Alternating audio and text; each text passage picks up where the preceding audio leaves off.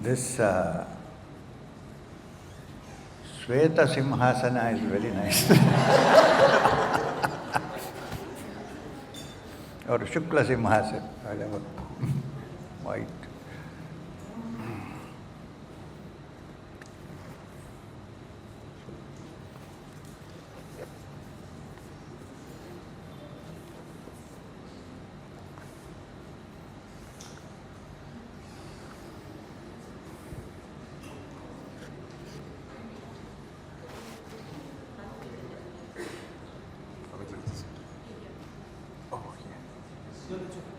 You can do that? You can do that? Sure, done, ready?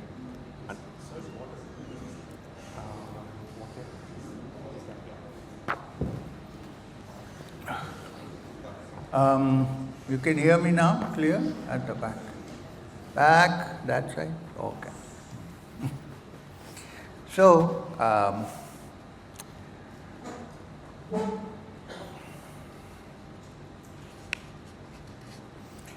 the last sutra in this section of Samadhi Pada is the 51st sutra, 51.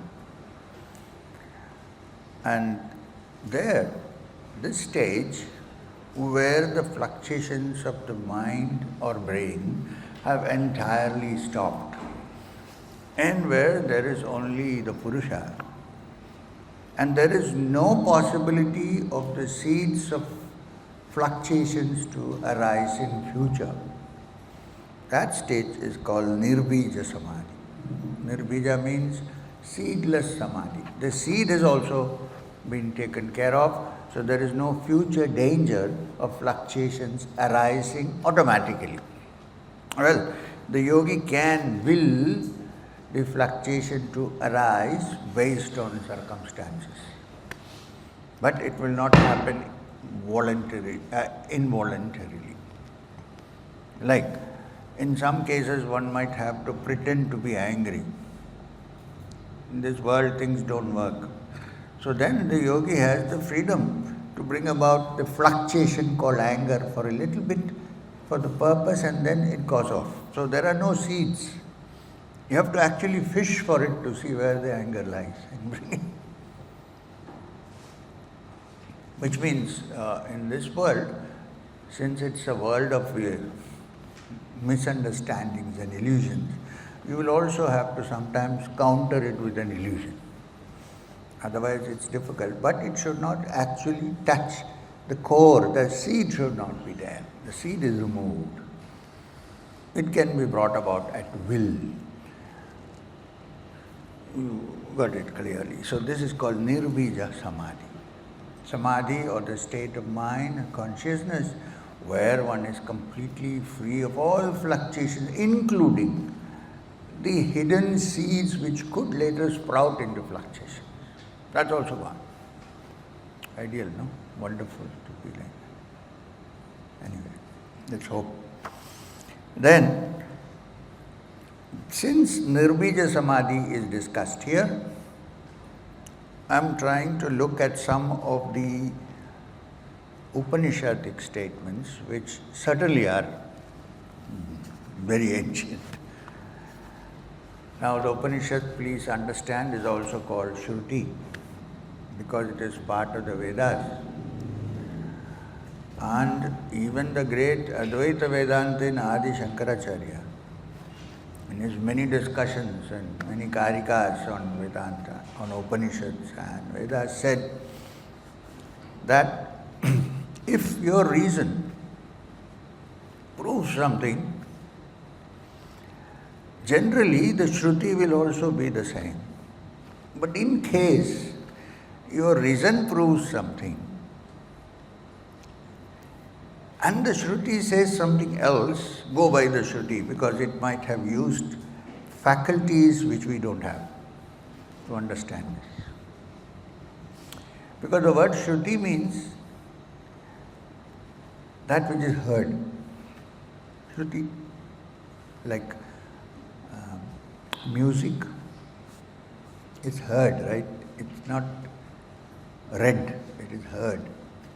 So Shruti is that which is heard, which means it's not Shruti is not something which is written. Well, the Vedas came after Vedavyasa codified them. Before that, no. Shruti is something that is heard by the great rishis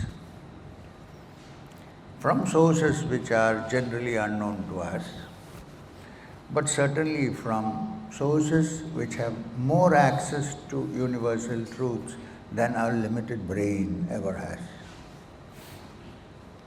And therefore, usually Shruti should agree with our normal intellectual thought process. But in case where the Shruti does not agree with your normal thought process, Shankara says, go by the Shruti because it has access to greater intellectual understanding than we have with our limited brains, with its fluctuations and so on. So this is Shruti. It was Vedavyasa who codified it later and made it into different Vedas. And it was a primordial store of wisdom, which Sankhya calls Ishvara, from which certain truths were revealed to the rishis. When the mind becomes very sharp and truly intelligent, then it will understand why the Shrutis say that this is true. Before that, it may not be, in some cases, not always, be able to justify it. This is why they say, listen to the Shruti. Now, all the Upanishads are considered Shruti because they are part of the Vedas. Therefore, they are of primary importance in the study of Vedanta, also in the study of the mind. Patanjali, even though much of his teachings reflect Sankhya, agrees on this point that Shruti is very important. So, since the description in the last sloka, the 51st sutra of the Samadhi Pada is about nirbija samadhi, which means samadhi or the state of consciousness which has not even the seed of fluctuations in it. Complete quietness, complete tranquility. I want to describe that particular slokas from certain ancient Shrutis which kind of touch upon it. One, Mundaka Upanishad. Now this Mundaka Upanishad is a great Upanishad. Basically it is meant for sannyasins who do Mundaka, but it can also mean not just people who externally change their own, but it could mean also people who lived a life of sannyas, even if they do not adopt the external. The advantage of adoption of external formalities of sannyasa, a change of robes, is very much there because today you see, I travel, I wear normal clothes, sometimes I wear jeans, and then you go somewhere and somebody thinks that it's okay, say a pleasant fellow, but come and sit down and say, how about a small brandy? And now if you wear a robe, nobody will ask you. If your head is shaved and you're wearing a robe, nobody will come and ask. So that advantage is there, but that doesn't mean that,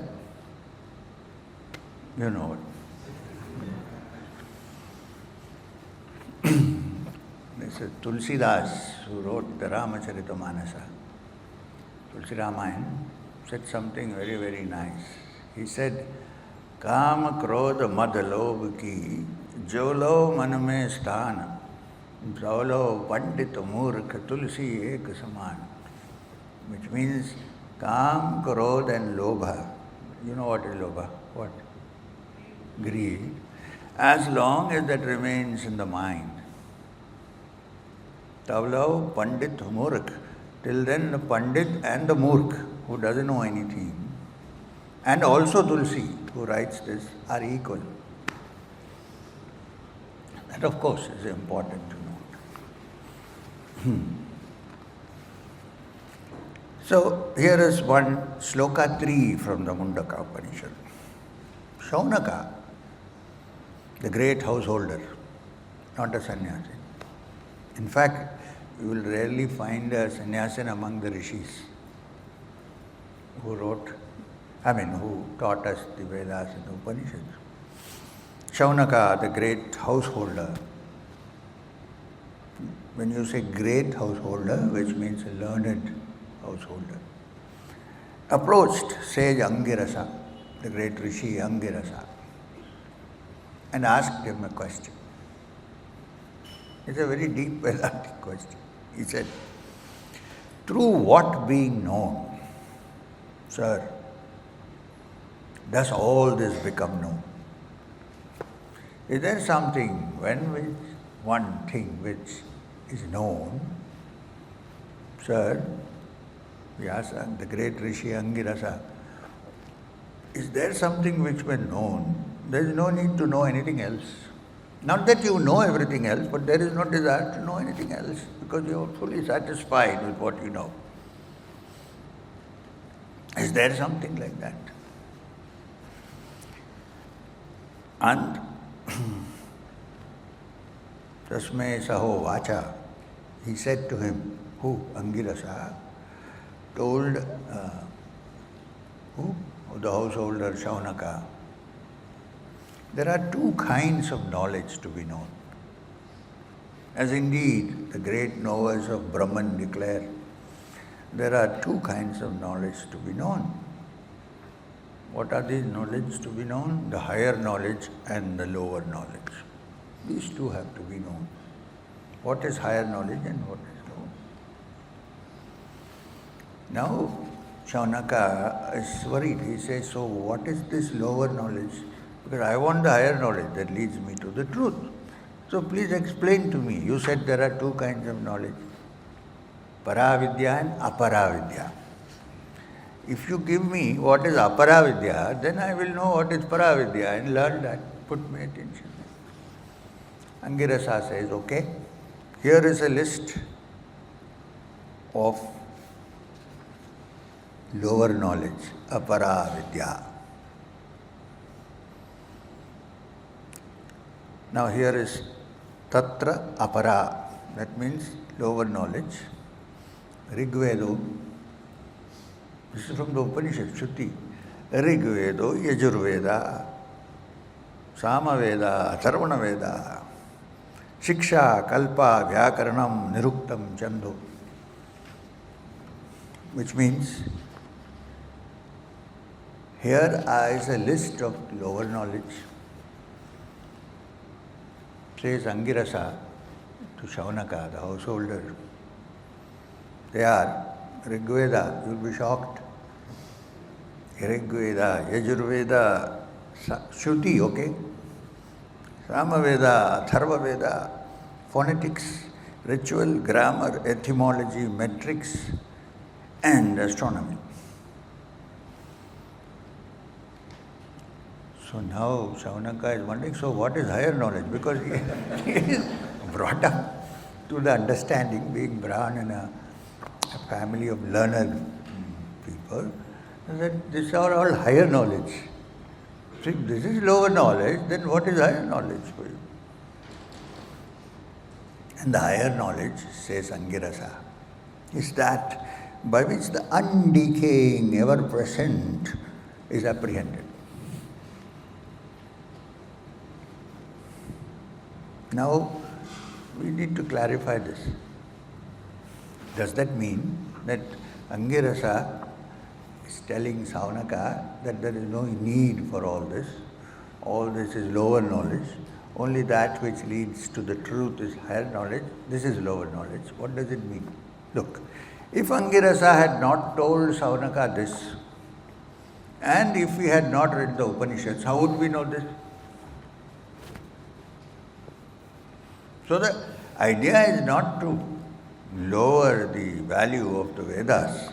It means even if you know all the Vedas and all the Veda Angas, if you have no desire for finding the truth, it still remains lower knowledge.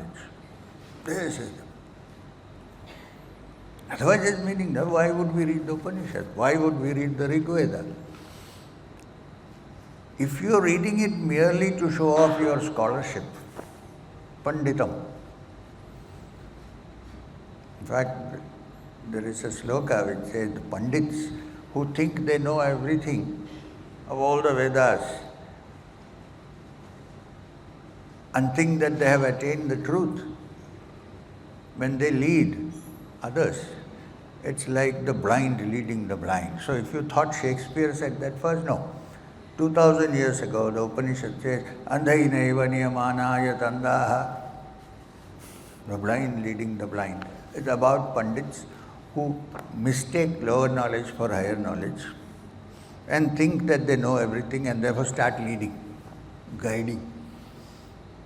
Both fall into a pit. So, when a person has reached that nirbija samadhi, he has touched the higher knowledge, that which is beyond anything else. But to understand that, you need to read this, right? Without that, how would you know? Like, the Katha Upanishad says, Nayam Atma pravachanena labhya. This Atman cannot be attained by any pravachanas. So all retreats are nonsense. Now, if that is so, if you need to understand this, if you don't read that, how do you know? What they are trying to say is that pravachana has a limited value. After that, it depends on you to find the truth. This is what it means. But if you don't read it, you wouldn't even know it, right? It's not that you don't read it. Now, if somebody read this and say, I reject all the Vedas, wait a minute. If you are, by rejecting, you are actually following the Upanishad.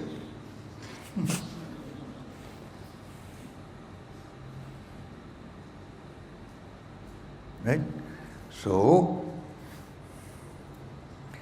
okay. So now that is one description of in the Upanishads about that seedless state of samadhi, nirbija samadhi, where no other knowledge is required other than the truth. Going back to the Upanishads. Now I am going back to another Upanishad, which is the great Ishavasya Upanishad. A very short Upanishad, 19 or 20 slokas. It starts with a beautiful statement saying, Isha Vashyamidam Sarvam Yatkincha Jagatyam Jagat. That supreme Isha, reality, Brahman, pervades everything here, all that moves on this earth. In fact, the world is called Jagat because it is Jagatyam, constantly moving. That's why it's called Jagat. It doesn't stop. Nothing stops in this world. Everything moves. Time moves. Growth, because of growth and change, there is time. Change moves. Actually, the only changeless thing on earth is change. Unless you know the Brahman. Apart from that. So it says that supreme being pervades everything here in this moving world. Then it says, Tena tyaktena bhunjita mag. Somebody I saw wearing t-shirts like that. Tena tyaktena bhunjita magridha kasya svidhanam. Which means, therefore, let go and rejoice. Do not crave for other people's wealth. Which means, when you have understood that when the mind and the brain, and let's say the brain is free of all fluctuations, and through constant practice even has lost the seeds that disturb, that create fluctuations, such a mind is absorbed in the supreme state. And you understand this, and to understand this, you need to let go. Let go not in the physical sense of the term, but let go from the mind of all the images that you carry and all. You see, most of our torture is from the images we carry from the past. Right? If we can abandon them, We cannot abandon the past physically because the past does not exist. Where does it exist? Except in my brain or in my memory. Even yesterday we had a talk. It is not there anymore now. Now it is only this. It's there, where? In my memory, in my brain. Otherwise it doesn't exist. So if you had slapped me 20 years ago, why will I carry it for 20 years with me? If I carry it, actually it means it's only carried in my memory. It's not there anymore. The act is gone and done and finished. But I will not abandon it. Why? Because I have this wonderful habit of ruminating over it again. Why? Because I want to get back and slap this guy again. 20 years, it is over, it's finished, it is done. But I will not throw it out. It goes on like a tape recorder in my head. He did this to me, he didn't reply to my emails, he did this. Or WhatsApps or whatever. So discarding, the Upanishad declares, Tena tyaktena bhunjita, let go and rejoice. If you have pleasant memories, please keep it. Let go and rejoice. Which also shows that the only thing that we really know is the present. Because the past, every minute is becoming, the present is becoming past. It doesn't stay, right? Moving. Jagat, Jagatyam. And future, we know nothing. We can project, saying that since today there was a talk, there will be also there tomorrow. Nobody knows, really. What we know is now we are sitting facing each other, thinking, wonderful, we are listening to something. Or maybe thinking when is lunch, whatever. But this is a reality right now. So, in this Upanishad, there is one statement which I have asked lots of people and received different kinds of answers. And since it is a shruti and Upanishad, nobody can deny it. And it's written in such words that nobody can change the word. I asked many, finally I discussed it with Maheshwaranath Babaji, my Guru. And I'm going to tell you about this now. Okay? It's a very strange statement. It says, those who worship ignorance, that is not strange. We will agree with that wholeheartedly. Those who worship ignorance enter into darkness. Okay. We'll say, all right, that is true, but I don't worship ignorance. I am a knowledgeable person, so I am not entering into darkness.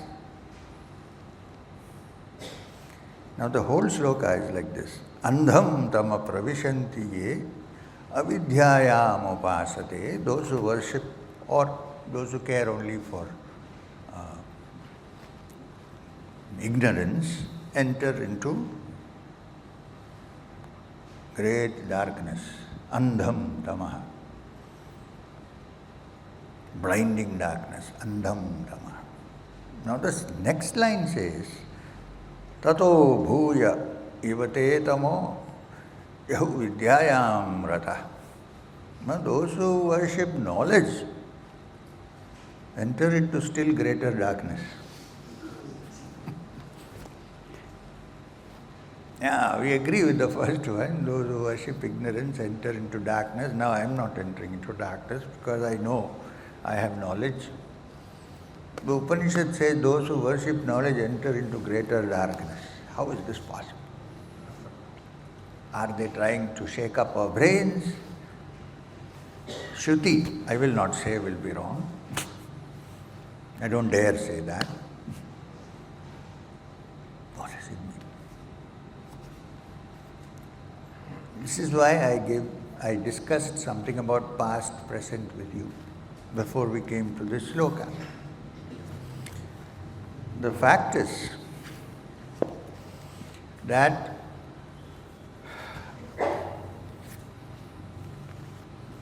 let's define knowledge. Difficult, but let's define. Try. What is knowledge?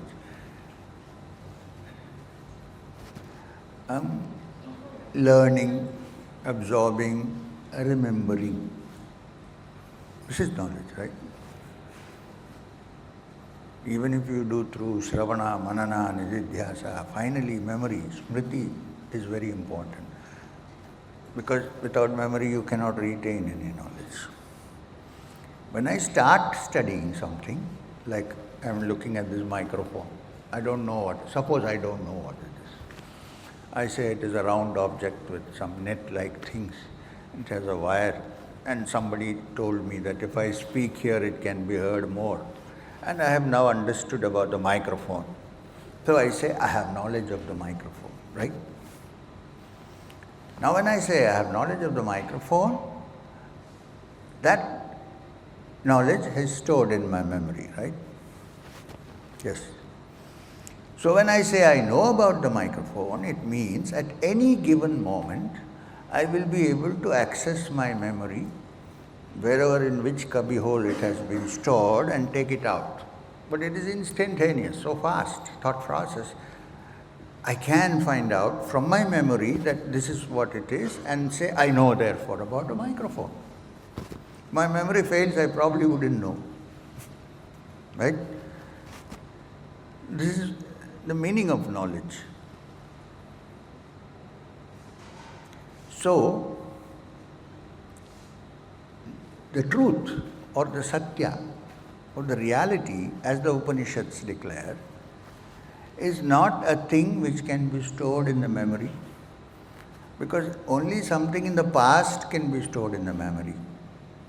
The present, when it gets stored, it becomes the past. The supreme reality, which is called Isha Vashyamidam Sarvam, is ever flowing. It cannot be stopped or stored in the memory, because all memory is the past. It is the present. Therefore, to touch that which is the Purusha or the supreme reality, which is the present, it cannot be stored in your memory. So to think that you can capture it and keep it in your memory and it is a remembrance of it, is entering into greater darkness. It is something which is here and always is there, like the flowing of the Ganga, of the river. You go and sit on the banks of the Ganga, you cannot freeze any part of the Ganga. So, it is moving. Ask Banarasi people. It's always moving. You cannot say, now this is the definition of Ganga. It is, no, it's gone. By the time you define, truth is like that. It's not something that can be captured by your memory and then remembered when it's convenient for you. This is the truth. No, it's always there or it is not there. Therefore, the Upanishad declares that those who think they can capture the Brahman or the supreme reality, which is our true essence, with the mind, with the brain, are now in greater darkness, looking around and not being able to find it, because it cannot be found. When all finding ceases, then probably it is there. Let's put it this way. Suppose the knowledge that I am seeking is here. Ram. Is also Ram, no? So, the knowledge that I am seeking, the Ram that I am seeking, is here. Now, if I have to seek him, there is a distance between him and me. So, I have to put my hand forward, or I must use my mind and seek him. The Ishavasya Upanishad declares, Isha Vashyamidam Sarvam, that supreme reality exists everywhere, pervades everywhere. If it pervades everywhere, how will I look for it there? It is here. So the entire process of the search undergoes a change. It's not as if I'm reaching out. If I reach out, the Upanishad also declares, tad dure tad vadantike, is far and yet so near. So where do I reach out?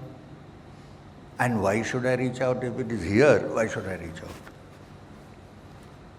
If I am Ram, why will I reach out for Ram? So, when all reaching out, when all grasping, when all seeking at a distance stops, and the mind saying that this is not the way, says, let me keep quiet, then it is. This is also the meaning of saying chitta vritti nirodha, which means when the brain's fluctuations, even of moving out and looking for something or grasping something, is stopped because it sees it is futile, because it is right here.